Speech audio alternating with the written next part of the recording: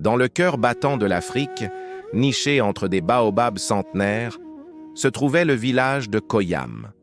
Là vivait Amara, une jeune femme dont le rire était aussi doux que le miel sauvage. Mais depuis des semaines, son rire s'était éteint. Son petit frère, Kaël, avait disparu sans laisser de traces, comme avalé par la savane.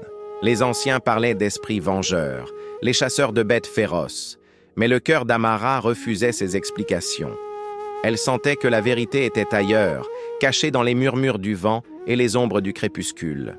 Chaque soir, Amara consultait la vieille Ngombe, la gardienne des traditions, dont les yeux lisaient l'avenir dans les coris jetés sur un tapis usé. « L'enfant n'est pas loin, » lui disait-elle. « Il est là où la terre rencontre le ciel, protégé par un amour plus ancien que nos montagnes. » Ces paroles énigmatiques tourmentaient Amara. De quel amour pouvait-il bien s'agir? Poussée par un désespoir grandissant, elle décida d'entreprendre le rituel interdit du voile des ancêtres, une danse dangereuse qui permettrait, disait-on, de communiquer avec le monde des esprits.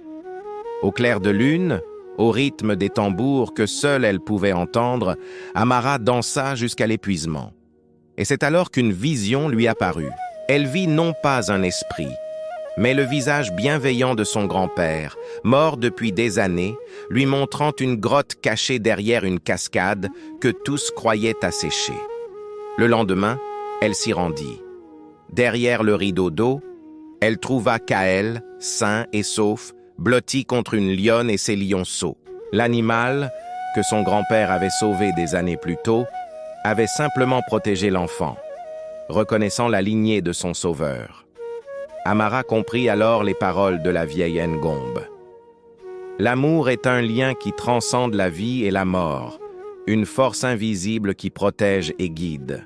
Parfois, les plus grands mystères ne sont pas le fruit de la magie noire, mais des actes de bonté semés par nos ancêtres. Le village célébra le retour de Kaël, non plus dans la peur, mais avec une nouvelle compréhension de la puissance de l'amour et du respect de la nature. Merci d'avoir écouté cette histoire jusqu'au bout. Si elle vous a touché, n'hésitez pas à laisser un pouce bleu et à vous abonner pour ne rien manquer de nos prochains récits. Prenez soin de vous